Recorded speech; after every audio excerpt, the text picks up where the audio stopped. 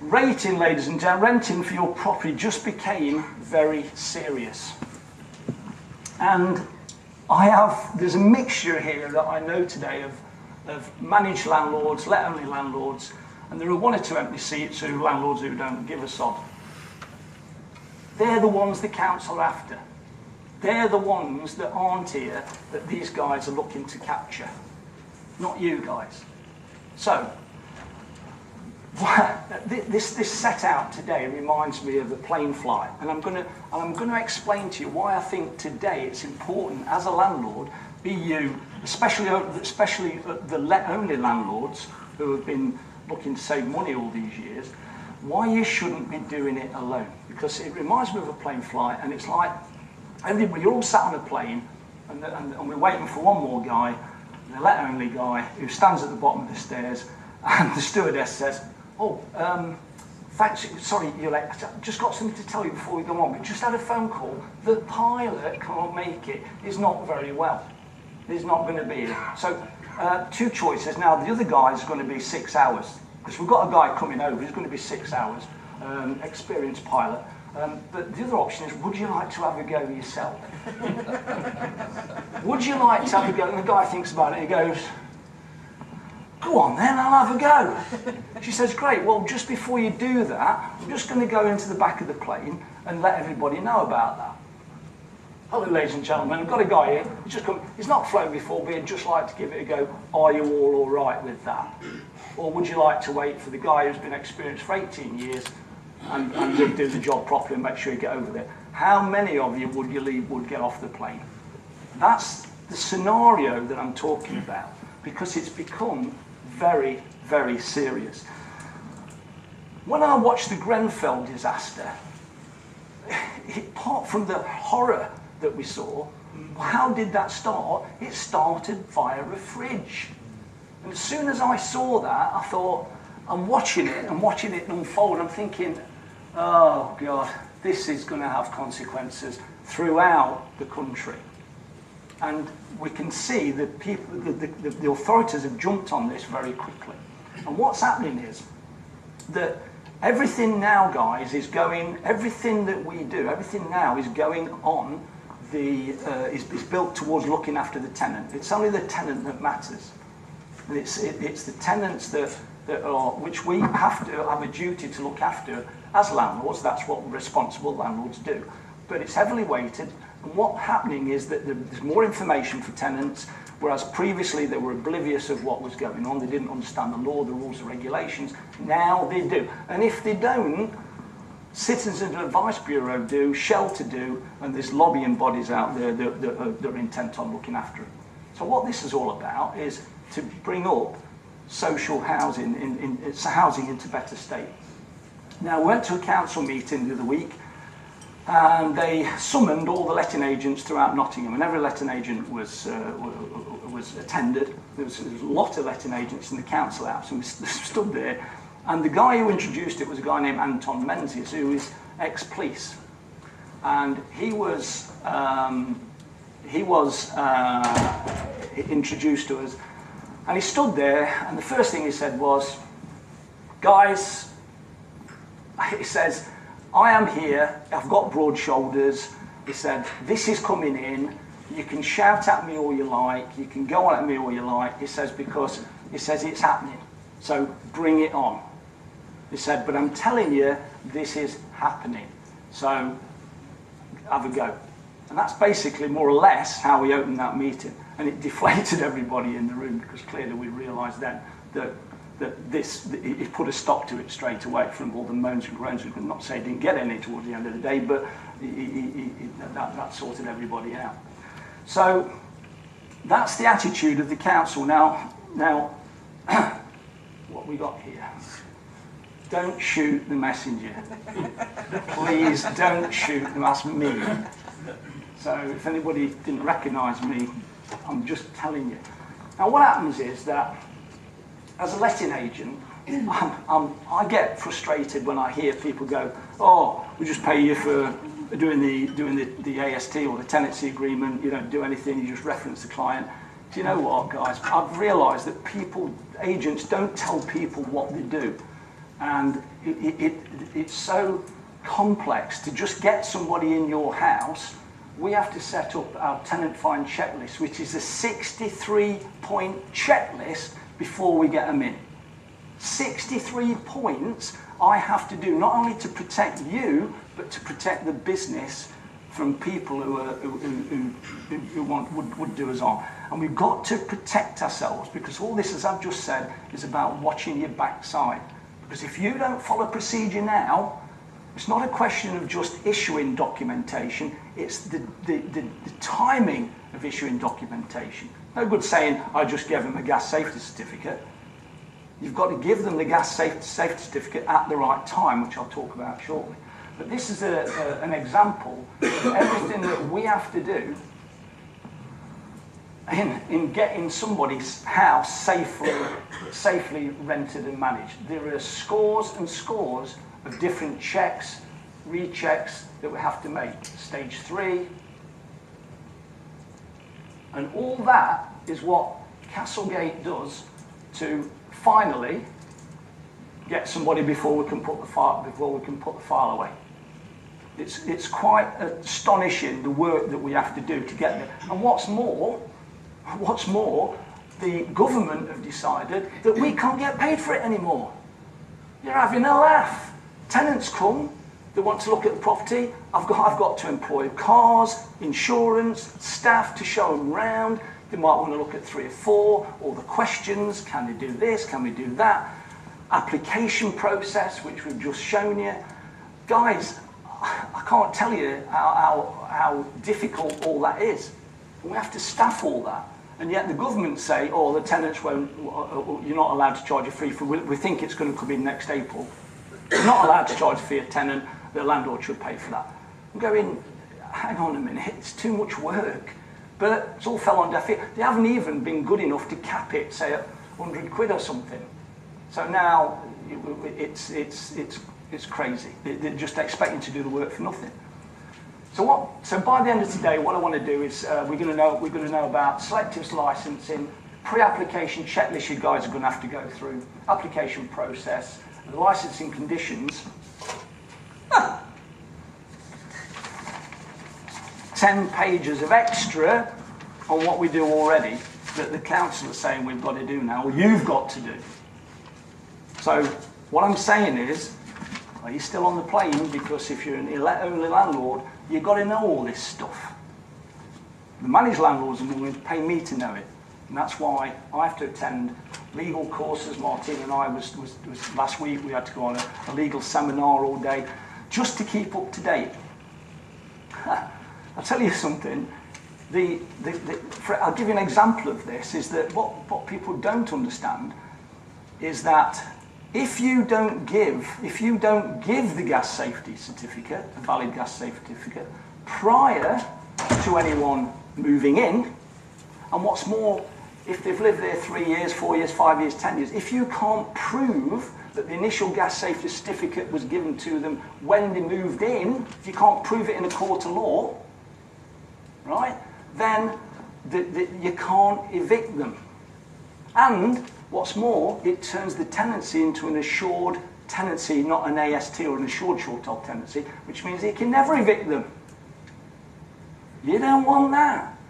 So anybody who's a let-only landlord out there who goes, I don't know, Pete, well, that means, okay, you've gone through all that trouble of an AST and this and that and the other and everything you've had to do, but guess what? You sat there, and in reality, you can't evict them. Now, when will this apply? Only when you have a problem with them. Only when you have a problem. But when you do have that problem, magistrate's going to look at it and go, no, because they want to. Because they're not on your side, guys. So we've got to do it properly. I had a let-only landlord talking to her the other day. Oh, she said, oh, blah, blah, blah. Oh, it won't affect me because I'm selling. I said, well, it will. She says, no, it won't, because he's going to be out by the 18th of August. A young lad, he's going to be out by the 18th. I says, oh, right, okay. I says, well, how did you give him notice? She said, well, I gave him 2 months' notice. I says, how did you do that? She said, text him. I said, you text him? She says, yeah. I said, right, okay. Now, with the Deregulation Act of 2015, and Carl will tell me if I'm right or wrong on this, October 2015, guys, it made it quadruply more difficult to evict tenants. Because the Section 21 is basically over. Now it is formally known as a Section 21 eviction, but it's a 6A form now that we have to send with about 6 or 7 other documentation to the tenant to evict. So, what's the council's stated aim? It's to raise standards in the private rented sector to ensure that all tenants living in them are able to enjoy a safe, comfortable, well-managed home. Given that so many of our citizens rely on PRS, we need to make sure it is of good quality and citizens are safe. That's the intended thing. Guys, the council are going to be £1 billion in debt by the end of this year. 1 billion. Now, so they're going to raise, I estimate, between 35 and 40 million by the 1st of August. So hello, it's not rocket science, is it? Will it be expanded? Yeah. Carl tells me there are 330, and correct me if I'm wrong, there's 330 councils that are eligible for selective licensing. How many are there now, Carl, that's took that up?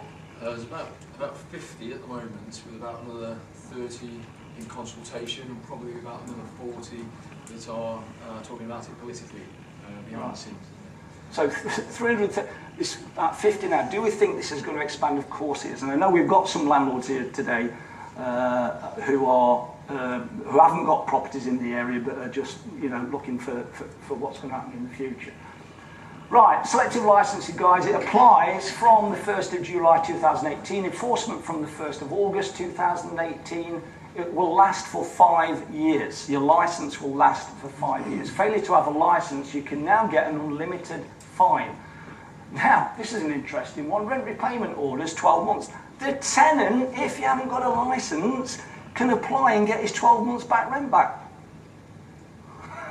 and if it's DSS, it can claim that back as well. And the landlord's got to pay it. No questions asked. You can't use the Section 21 if you haven't got a licence. You can't evict your tenant if you haven't got a licence. Housing Act offences, now civil penalties up to £30,000. The council don't have to take you to court. The council could immediately fine you up to £30,000. And guess what? Will they want to do this? They can keep the fine. They can keep the fine. Whereas previously, they had to give it to the state. Are they going to want to do it? So we've got to be wary here, guys, because these buggers are going to want to, are they going to be looking out for us? Any excuse. And as Carl said to me, which was one of the poignant things that came out of our meeting, he says, Pete, he says, your guys don't want them in there. He says, because when they get them in there, it's a licence for them to write out a cheque. The areas. Now, the areas which you're all probably aware of by now, because most of you in here have got a property in the selective licence, because I've let you know, there are quite a lot more people who have. Well, and also includes Netherfield and some of the areas in Gedling as well. It's been expanded already. So, something to be aware of. There are exemptions: business, tenancies, licensed premises, agricultural, halls of residence, holiday lettings. Resident landlords are okay up to 2 lodges. Any more than that, you've got to be licensed. Letting to families, to your own family, that is. Public bodies, the police, fire service. Tenancies over 21 is a temporary exemption notice. Now, a temporary exemption notice is what they term as a TEN, T-E-N, temporary exemption notice. What that means is that the council may, they're not forced to, let's say you are selling a house, like that lady said to me the other day, I want to sell my house, but I'm not having it, it's gone. I said, right, okay, but you've still got to apply for your licence. Okay, but I'm going to sell it to be sold in a couple of months. Now, what the council are telling us is that if I say to them, right, this landlord's selling the property, look, here's the proof, I've got to prove it, I've got to send them the sales documents, the proof that it's on the market. There are some hoops to jump through, guys, and it's not guaranteed that they'll do that. But generally speaking, they should allow a 10, which would give you 3 months from the 1st of July to sell your property. So any of you in that position, then you will still have to apply, but apply for a temporary exempt transfer, temporary exempt notice to sell your property. Now, fees. The fees are going to be £780 per property, not per landlord, per property. So we've got some landlords who have got multiple properties that clearly nobody's happy about it. Now, you can be accredited by Dash or Unipol. Unipol's more for student lettings, but Dash, you can be accredited, and the accreditation schemes which will give you a discount of £300 off that fee. Now, the Dash fees, however, when I analyse this myself, I'm going to give you just my personal opinion on this when I look at it, is that you can all go and get accredited by Dash. So if I'm a landlord, which I am, I look at it and think to myself, right, well, would I do that? Well, 1 to 5 properties, it's £95 for a 3-year licence, important to note, and 6 to 11 properties, 160, and it goes up from there. Now, the problem is, it's £95, and you've also got an EICR check, which is probably another £100, and you definitely get your property checked by Dash. They will do that before they'll accredit you. Am I right on that? And they will definitely come out and look at your property. Thereby, if they're not happy with it, you've got to put that right before you even start. So when I look at this, the other thing is that it's in 3 years' time, you've got to renew again. So there's another 80, 90 quid to renew. So when I add all that up, there's not really a saving for an individual property or maybe 2 properties, but it does possibly start to benefit if you've got more. Okay, if you've got more. So, electrical report and definitely property inspection. Pre-application. You and I, as an agent, the landlord and the agent, got to be a fit and proper person. They've got to be elect. I'm going to look at this because there's been some changes since this slide was made. Electrical safety. We've got to prove gas safety, energy performance certificate, insurance, right to reside. You've got to prove you've got a right to reside in the UK, not the tenant. Okay, you've got to prove all this on the website. Portable appliance test, PAT testing, which means that you've got to have a PAT test. I say to my guys, I'll put a microwave in, I'll leave the fridge in. No, don't leave the fridge in. Don't leave the fridge in. Because they won't look after it. It'll break down and they're on at you, and then you've got another job to do, and then I'll phone you saying it's broke down, and you'll moan. Oh, they want to pay for the fridge. Well, you've got to pay for the fridge because they haven't got a fridge. Well, I'll do it in 3 weeks when I get my next pay. No, it can't happen. They get landlord saying, oh, can you take it out the next month? Yeah, but it hasn't been paid yet, and they want it now, and the land tenant's going berserk. Life's changed, guys. Risk assessment, building regulations, planning consent, and then training. You're all, unless you do it through Castlegate, you are going to all have to do it, have to go on a training program, which is a day's training program. You're going to love that. So that's what's got to happen. It's compulsory. But the good news about that is they're giving us 12 months to do it. So for all guys that are with Castlegate, I'll be buddying you through that, and we'll be working all that out for you. So you don't need to worry about it at the moment. But that's got to happen. Licence holder, and so fit and proper person's got the licence holder, which is yourselves, and any manager, example, myself. So I've got to prove to them that I'm a fit and proper person to be able to manage your property. That's via a basic disclosure certificate, which we're going to have to get. 25 quid, take about 14 days to get. Can you see this? They haven't given us time. The council, this is why I've rushed this meeting, because people were saying, well, you've got to leave it a bit. But I said, no, there's no time. We've got to get these guys understanding this now. What you'll need to apply, all your addresses in the last 5 years and dates, lived there, the national insurance number, debit or credit card to pay the bill, proof of your identity, for example, passport, driving licence, birth certificate. And you've got to then go on the government website to be able to log into there to be able to get the application processing. But we're going to come to what I'm going to propose to you very shortly. Electrical safety.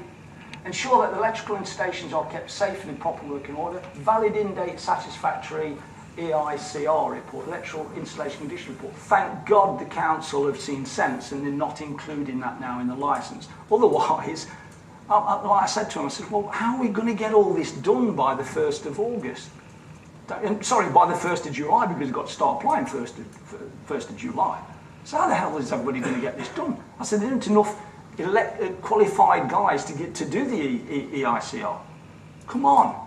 So thank God common sense has prevailed and that's now not a requirement. However, what we are expecting is that's going to come in by October next year. I really think the EICR is not going to be enough. They're going to have to do electrical check, they're going to have to have electrical statement, which I think lasts 5 years, do they, Carl? 5 years by probably October next year. So likelihood of inspection, now what they were saying to as well, you've got likelihood of inspection if you haven't got one, likelihood of compulsion in 2019. Now what they're going to do is, my understanding, the council are going to look at your application on a points system basis. So they're going to point you, because they can't work it out for themselves, so they'll use mathematics. If they've got that, you get points. Anything under there, they go into a group that are going to be possibility of being inspected. You don't want them inspecting your property. However, you can't stop that now because they can choose at random which ones to inspect, and they're setting 77 inspectors on, as we speak, to be able to manage all this, to go around these properties. Just an important point on the inspection is when they're inspecting the building, they're not Carl, just can you use the mic? Sorry, yeah. It's all right, I'm quite loud. I know you are. Can you use the mic? I'll try and hold you back. Yeah, so... Not yet. Is that on? No. Keep fingering.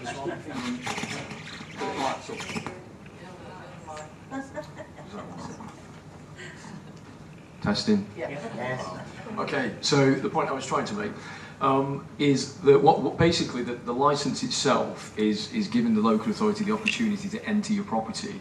Once they're in the property, it's actually a full Housing Act inspection, so they're not just looking against the conditions.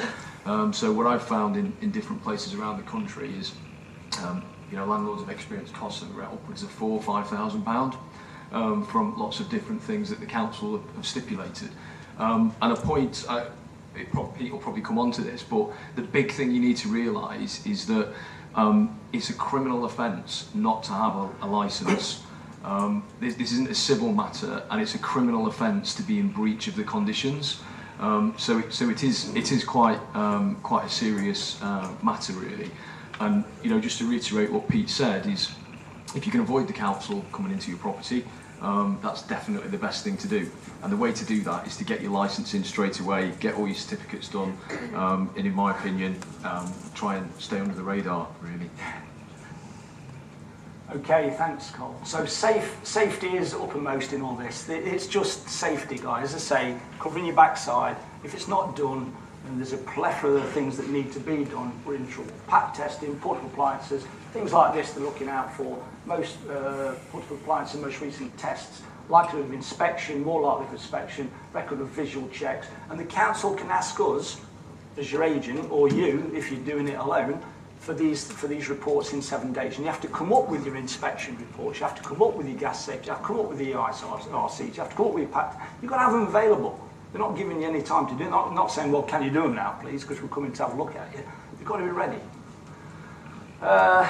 Right, gas safety, as we know, is every 12 months, and you've got to maintain a record for 2 years. I have to keep your gas safeties for 2 years safe, because you didn't need proof of that.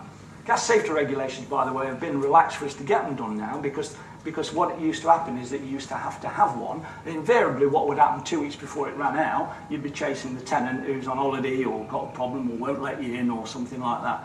Now, what they've done now is given actually 3 months before the gas safety test is due, they've given you 3 months to get it done. Now that means, let's say it's due at the end of March, and you're at the 1st of January, you can on the 1st of January get your gas safe test done to be post-dated to the end of March. Does that make sense? Yeah, so you can do that now. So which is great, because we always had the problem as a letting agent, because you can imagine we've got a lot of them, and when our gas safeties, we've got them every day that we're doing. And we're looking at them and we go, oh, can't come, or the tenant won't let you in, or there's some problem. Now we've got a bit of respite on that, thank God. Common sense again, which is great. The engineer must be approved. You can't just have anybody doing your gas safe stuff. There's got to be a gas safe registered engineer. and we got to check with them. You've got to check these people's licences before they even come in. So in this case, there's only Rose doing that.